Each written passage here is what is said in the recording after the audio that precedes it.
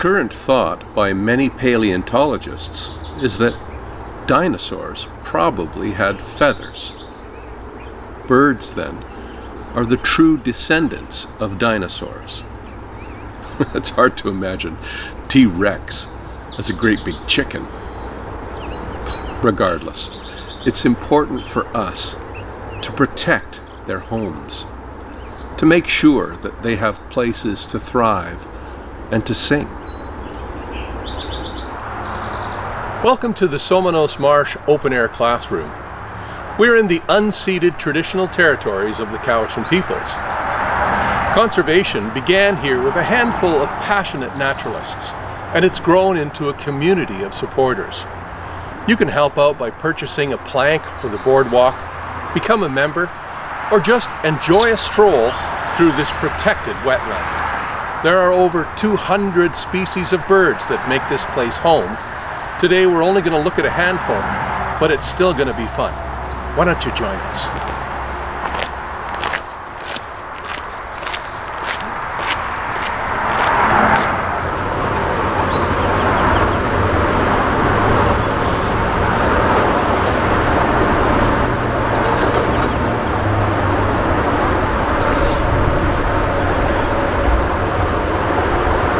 Even though the highway noise is really loud here at Somenos Marsh, you can still hear the birds sing.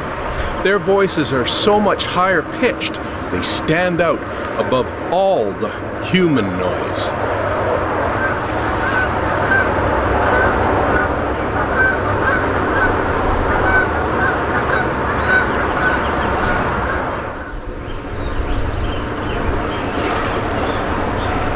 Tree swallows are really easy to see when you come to Somenos Marsh.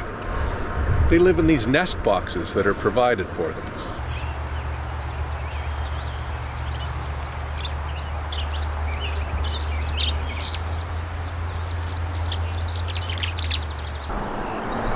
Their high-pitched, chattering call is unmistakable. And their flying is amazing. They will eat plant material sometimes and some berries, but they prefer to eat insects. And their flying abilities really help them with that. Their fast chattering calls are recognizable, but so is the iridescent blue of the male. It's very noticeable as it flashes in the sun. The female may be less colorful, but she's still very striking. Tree swallows don't fly very far south during their fall migration, so they're usually the first swallow species to arrive back here in the spring. Truly an amazing bird. A little bird you may not see, but you're definitely going to hear, is the Marsh Wren. He's brown and gray, and he sits on a branch, and sometimes he calls to everybody, and his tail is straight up like this. And his call is very buzzy and chattery. Some people think it sounds a little bit like a sewing machine. I don't hear it that way. But he's really loud, and he's telling the whole world, this is my territory. He is so territorial, he may destroy the eggs of other birds in the marsh if they nest too close. If you see a noisy little bird with his tail in the air, then you've probably found him. Look for his nest, made of grasses and reeds all stitched together. The marsh wren male will often mate with more than 2 females. He may build up to 6 dummy nests for each female. She'll come by and check out his building skills to determine if he's a suitable mate. I hope she doesn't mind if he chatters with his mouth full.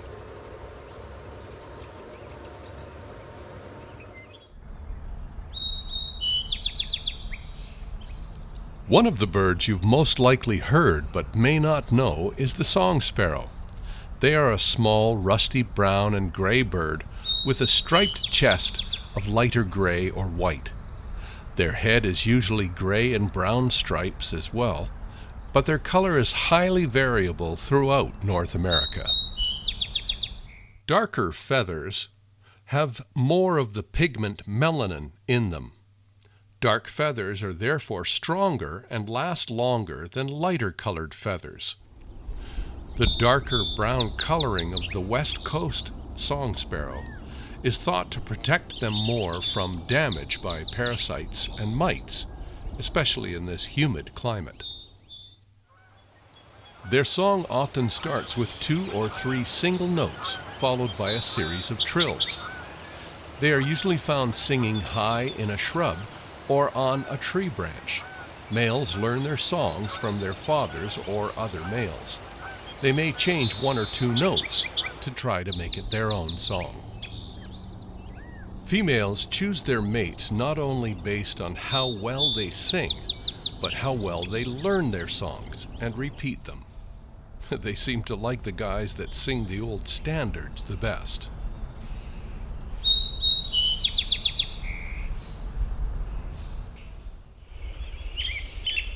The most familiar bird for a lot of people is the American robin.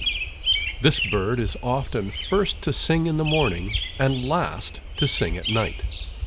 Their familiar call sounds like cheery up, cheery lee.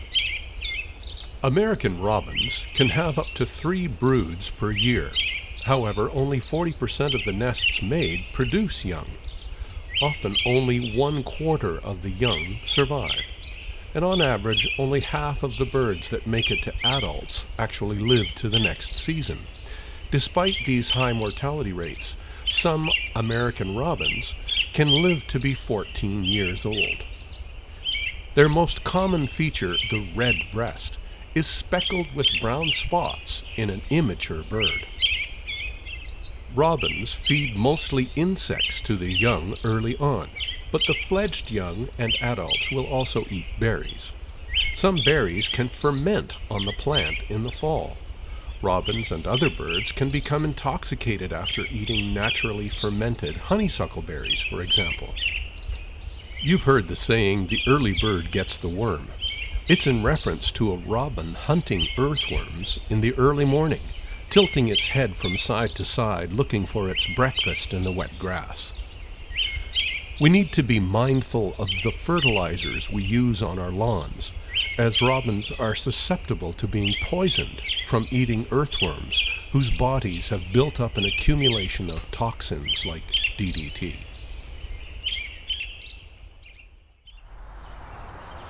Probably the easiest bird to recognize by its song is the red-winged blackbird.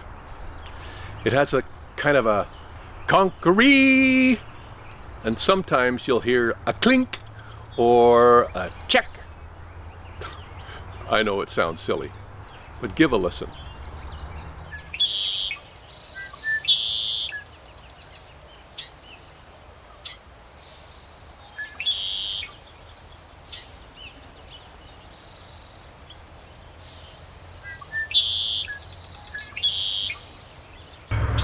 The red-winged blackbird, as well as being easily recognized by his song, is also easily recognized when you see one.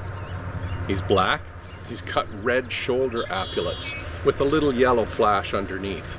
And he will flash those at us or at another bird if he feels threatened. The red-winged blackbird loves to stand up on the top of a tree and declare to the world, "This area belongs to me, as does all my girlfriends." Female red-winged blackbirds have bold stripes of light and dark brown colors with a pointy black beak. Their call is a short check. She usually makes this call when she is entering or exiting a male's territory.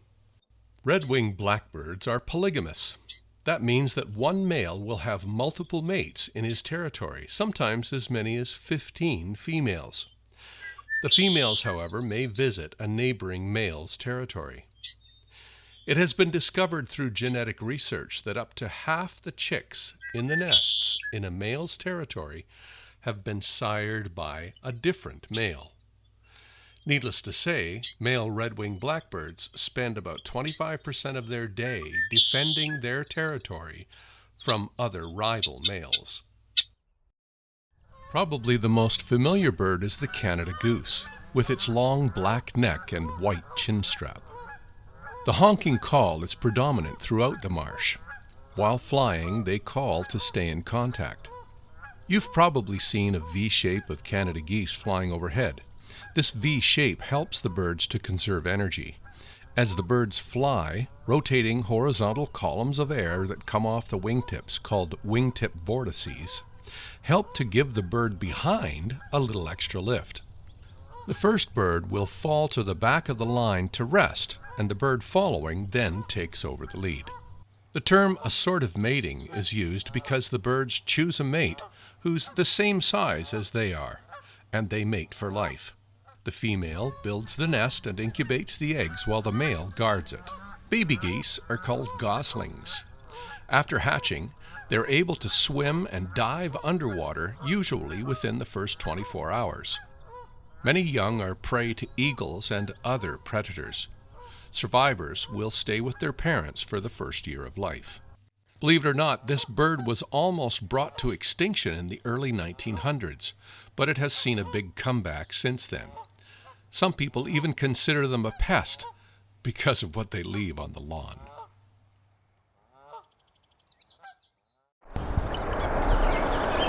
Another bird that the warblers here don't want to see, but there's a good chance you might run into, is the brown-headed cowbird. It's a blackbird species.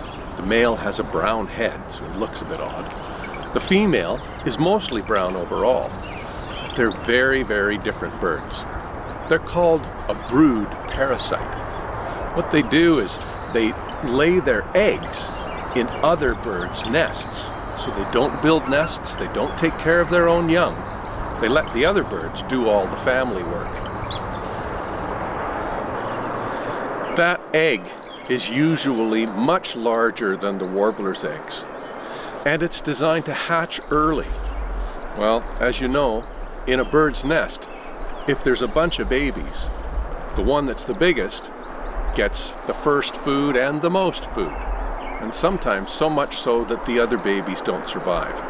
So the brown-headed cowbird can really hurt the populations of the warblers in this area. Some of these smaller warblers have strategies to protect themselves, but we'll talk about that a little bit later on. For a bird with some pretty questionable behaviors, it's got a really interesting call.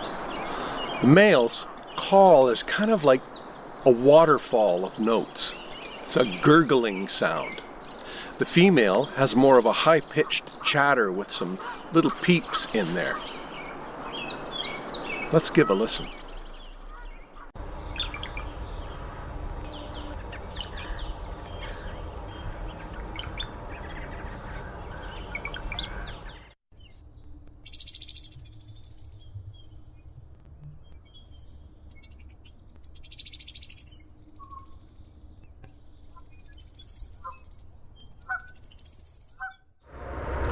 One of the other birds that you might be lucky enough to see, a little flash of yellow through the bushes here, is the common yellowthroat warbler. The male is yellow and olive green, but he's got a definite black mask on his face. And his call is unmistakable. You'll hear witchety, witchety, witchety, often from the other side of the shrubbery. But he's cute anyway. This little bird may be difficult for us to see, but it is an easy target for the ever-observant brown-headed cowbird. If the yellowthroat discovers and recognizes a cowbird egg in their nest, they will abandon the nest and start again. Or, if the cowbird has removed the yellowthroat's own eggs, as they sometimes do, the yellowthroat may build a second or a third nest on top of the old one. He usually only has one female partner, but she's not so picky. Sometimes she has other suitors, so there's no guarantee that the eggs in the nest and the babies that they produce are his.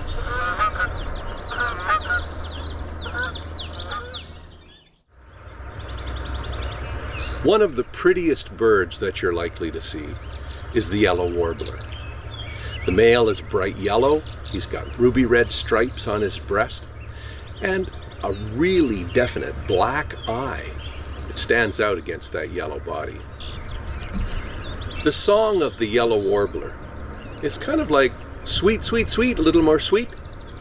Or some people say sweet, sweet, sweet, sweet. And it's that last note that drops down in pitch from the rest of the notes. Let's have a listen.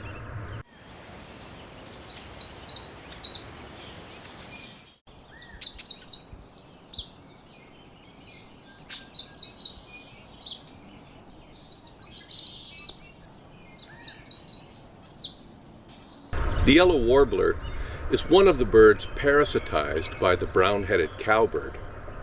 When the cowbird lays its egg inside the yellow warbler's nest, if the warbler recognizes it, it's too small to get rid of the egg. It has instead a very different strategy. What it does is it ignores its own eggs and builds a new nest on top of the nest with the cowbird egg. Hopefully then it won't get parasitized in the new nest. But some biologists have found yellow warbler nests 6 tiers high. You can see they're trying really hard to have their babies go into the next generation. A large wingspan, long neck, crested head, croaking voice? No, that's not a pterodactyl flying and calling overhead. It's a great blue heron. They are, however, magnificent slow flyers and lightning-fast hunters. The great blue heron is the largest heron in North America, but as large as this bird is, they only weigh 5 or 6 pounds, but they can live up to 15 to 24 years in the wild. This blue-gray bird's call is more like a very loud rattling squawk than a typical bird song. They have specialized chest feathers that continually grow and fray so that they can be preened with a special middle claw into a downy powder and spread throughout their body. This helps the bird protect its skin from fish oils and slime from the ponds that they inhabit. They eat small mammals and frogs and various types of fish. Swallowing their prey whole, they sometimes can choke if their eyes are bigger than their stomach. Their neck vertebrae are shaped in such a way as to improve their striking speed when they are catching prey. Unless calling in flight, they tend to hold their neck bent in an S shape close to their body. They have high amounts of rods in their retinas that can help them see well enough to be able to hunt at night. Also, their knee joints bend forward, which helps them to walk silently through the tidal areas that they hunt in. When looking for food, they may fly long distances from their communal roosting and nesting sites called heronries. These nest colonies may contain hundreds of birds. In BC, these areas are protected for obvious reasons. Breeding pairs tend to be monogamous. They may take part in greeting displays that include clapping their beaks together and giving each other gifts of sticks. These gifts will be used to build and maintain the large nesting platforms. Although there is absolutely no connection at all, great blue herons always make me think of large flying dinosaurs like the pterodactyl.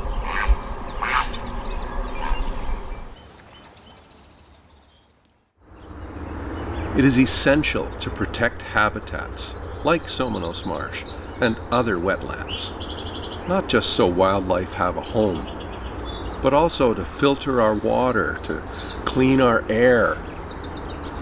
And it's important that we have places like this to visit, to remember our connection to the natural world around us.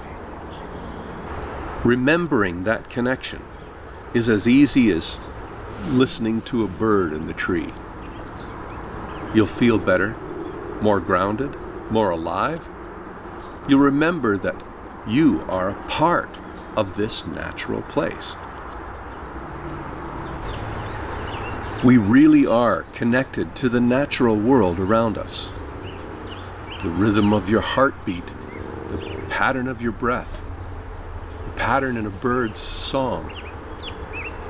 Even the water in your body has been here for millions of years, ever recycling, ever changing, ever present.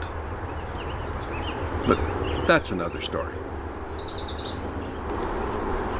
No matter where you are, if you just slow down and give a listen to that little bird in the tree, you'll remember that you're connected to it. You may even discover that you really are listening for dinosaurs.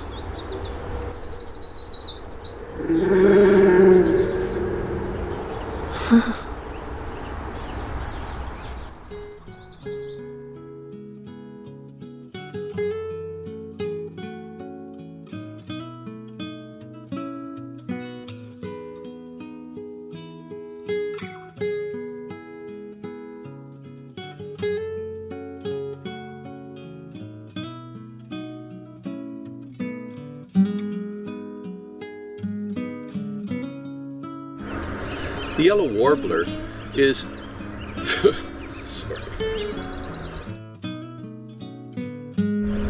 When the cowbird lays its egg in the yellow warbler's nest, the warbler is much too small. Airplane.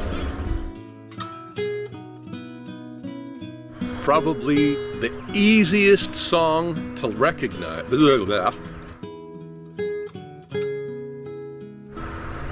Probably the easiest bird to recognize by its song is the red-winged black.